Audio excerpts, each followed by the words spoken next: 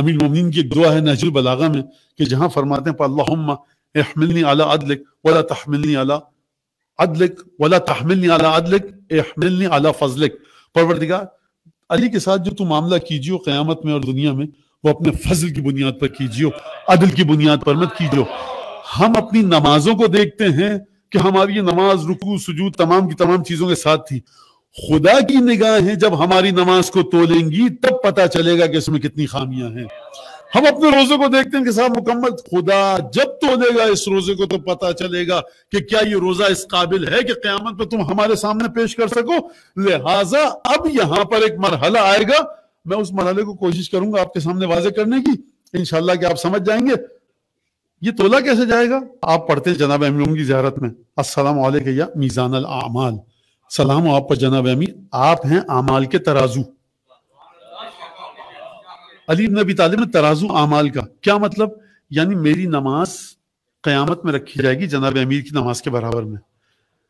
جس کی عبادتیں جناب امیر کی عبادت سے جتنا نزدیک ہوں گی اتنی زیادہ قبولیت کے مرحلے پر ہوں گی، اور جتنی عبادتیں جس کی جناب امیر کی نماز سے ان کی شباہت، سملیرٹی، الائنمنٹ جتنے فاصلے پر ہوگا وہ عبادتیں اتنا ہی زیادہ رد اور مسترد اور ریجیکٹ ہونے کے خطرے میں ہوں گی۔ ترازو سے آپ یہی کرتے ہیں نا، ترازو سے آپ یہی کرتے ہیں۔ ہیرے کو آپ دیکھتے ہیں وہ کہتے صاحب اس میں یہ خصوصیت ہے اور یہ ہیرا اس مرحلے پر ہے، یہ ہیرا اس گولڈ، چاندی، سونا، کوئی بھی چیز آپ دیکھتے ہیں تو آپ یہ کہتے ہیں کوالٹی ہوتی ہے ہر چیز کی، اس کو آپ کہتے ہیں ڈاکٹر حضرات کی زبان میں ریفرنس ویلیو۔ جو جب آپ لے کر آتے ہیں اپنا بلڈ کلچر یا دوسری چیزیں جو ٹیسٹ کرواتے ہیں تو کہتا ہے آپ کے بلڈ میں ہیموگلوبن اتنا ہے، آپ کی ایج گروپ کے لیے ریفرنس ویلیو یہ ہے، تو آپ کہتے ہیں ہاں میرا تقریباً اسی ویلیو کے آس پاس ہے اس لیے میں ٹھیک ہوں، فلاں چیز ریفرنس ویلیو کے ساتھ میچ کرتی ہے، فلاں چیز۔ تو یہ میزان الاعمال آپ کے بلڈ کلچر کا برابر میں آ رہا ہوتا ہے، اور آپ کا بلڈ کلچر یہاں پر آ رہا ہوتا ہے، آپ اس کے ساتھ چیک کرتے ہیں، اور ڈاکٹر کے جانے سے پہلے آپ خوش ہو جاتے ہیں، کہتے ہیں میں سکون میں آ گیا، میں نے خود ہی چیک کر لیا، ڈاکٹر کو آپ دکھاتے ہیں۔ تو یہ ہے میزان الاعمال کہ ہماری نمازوں اور روزوں کو تولا جائے گا علی بن ابی طالب کی نمازوں کے ذریعے کہ کتنے فاصلے پر تھیں۔ اب سوال یہ ہے کہ کسی کی نماز ہمت ہے کہنے کی، سوچنے کی؟ ویسے ہو سکتا ہے بہت سے لوگ سوچیں کہ جب کہہ سکتے ہیں لوگ کہ سرکار اب مجھے کہنے دیجیے، دل میں ایک پھانس ہے جو چبھی ہوئی ہے کہ جب علی زمان حسین زمان ہو سکتا ہے تو بہت سے لوگ کہہ بھی سکتے ہیں سیڑھی کہ صاحب یہ نمازیں اور روزے ان کے برابر ہو سکتے ہیں۔ میں اس غلط اور باطل عقیدے کی بات نہیں کر رہا، میں اس عقیدے کی بات کر رہا ہوں جو پہلا سلسلہ امامت کا جناب امیر آخری ہیں حضرت حجت صلوات اللہ وسلام علیہ۔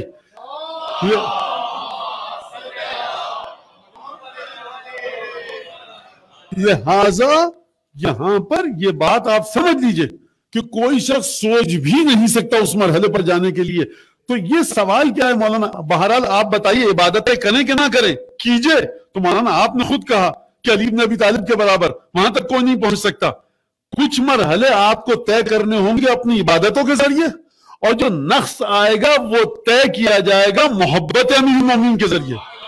لہذا روایت ہمارے پاس یہ ہے کہ جب مومن کو قبر میں رکھا جائے گا، ست سؤر مع المؤمن فی قبرہ، 6 صورتیں نورانی مومن کی قبر میں آئیں گی، ایک پائتی کی طرف، ایک دائیں، ایک بائیں، ایک چہرے کی جانب اور ایک سر کی جانب معلق ہوگی، آویزاں ہوگی، ہینگنگ پوزیشن میں ہوگی۔ کہ تم کون ہو؟ کہ میں تمہاری نماز ہوں۔ تم کون ہو؟ میں زکوٰۃ ہوں۔ تم کون ہو؟ میں حج ہوں، میں روزہ ہوں۔ پھر اس کے سر کے اوپر جو صورت نورانی آویزاں ہوگی، یہ مومن پوچھے گا تم کون ہو؟ وہ کہے گی کہ میں انا الولا لآل محمد، میں آل محمد کی ولایت ہوں۔ دیکھو پریشان مت ہونا، ان عبادتوں میں سے جو بھی نقص ہوگا اسے میں پورا کروں گی۔ لہذا آپ کو قبر میں عبادتیں لے کر جانی ہیں، قبر میں عبادتیں لے کر جانی ہیں بھرپور کوشش کے ساتھ۔ حرام اور واجب پہ کوئی کمپرومائز نہیں ہو سکتا، حرام اور واجب پہ کوئی مصالحت نہیں ہو سکتی، جس طرح سے ولایت علی بن ابی طالب پر کوئی مصالحت نہیں ہو سکتی، جس طرح سے تولی اور تبرع پر کوئی مصالحت نہیں ہو سکتی، اسی طرح سے واجب اور حرام پر کوئی مصالحت نہیں ہو سکتی۔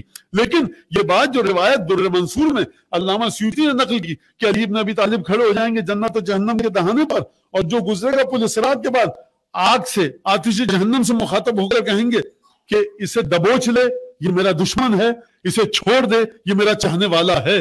یعنی عبادتیں آپ کو اس مقام تک لے کر جائیں گی, آپ کی عبادتیں آپ کو اس مقام تک لے کر جائیں گی کہ جہاں تک عبادتوں کو جانا ہے, لیکن تمام مراحل عبادتیں طے نہیں کریں گی. ان عبادتوں میں اگر شفاعت آل محمد شامل نہ ہو یہ کسی کام کی نہیں رہیں گی.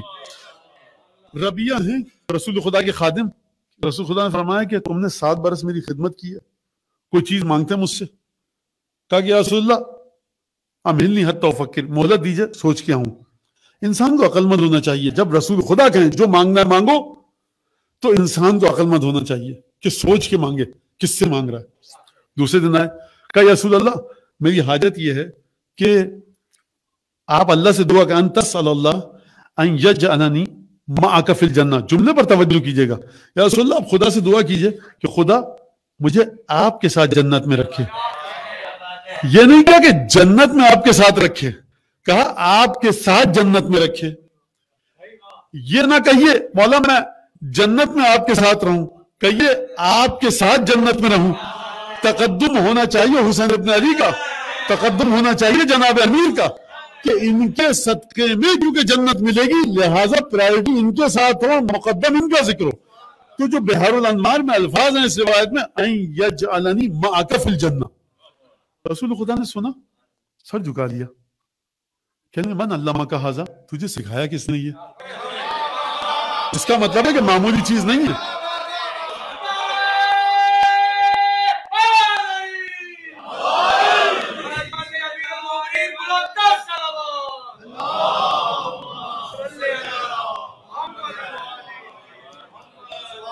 یا رسول اللہ میں گھر گیا, میں نے کہا اگر اولاد مانگوں کثیر تو انہیں موت تو آ جائے گی, مال مانگوں ختم ہو جائے گا.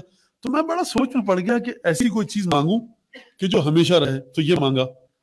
تو رسول خدا نے معذرت اب سر جھکایا تھوڑی دیر, اور پھر سر اٹھا کر کہا کہ فَأَعِنِّي بِكَثْرَةِ السُّجُودِ, میں دعا کروں گا بالکل, لیکن تم میری مدد کرو کثرت سے سجدے کر کے. یعنی سجدے کرنے ہیں. دعائے رسول کو دریافت کرنے کے لیے آپ کو کسی منزل پر پہنچنا ہے. تو یہاں تک یہ بات ہو گئی کہ عبادتیں کرنی ہیں, اور عبادت نتیجہ دے گی شفاعت آل محمد کے ساتھ. ایک جملہ اور کہہ دوں, بات کو آگے بڑھاؤں. اچھا شفاعت کو ہم سمجھتے ہیں کوئی چیز آئے گی اور وہ جڑے گی ہمارے ساتھ, کوئی ایکسٹرنل فزیکل چیز اور وہ جائے گی. کہ جو آپ نماز پڑھتے ہیں نا, محمد و آل محمد کی محبت دل میں ہے, یہ شفاعت یہی ہے.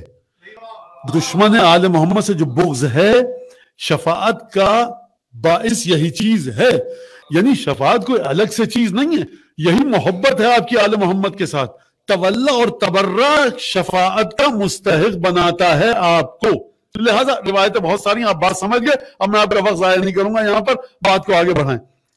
لہذا اب یہ جو آیت کا ٹکڑا ہے, فَمَنْ زُحْزِحَ عَنِ النَّارِ وَأُدْخِلَ الْجَنَّةَ فَقَدْ فَازَ, جسے جنت سے جہنم سے بچا لیا گیا اور جنت میں داخل کر دیا گیا وہ کامیاب ہوا.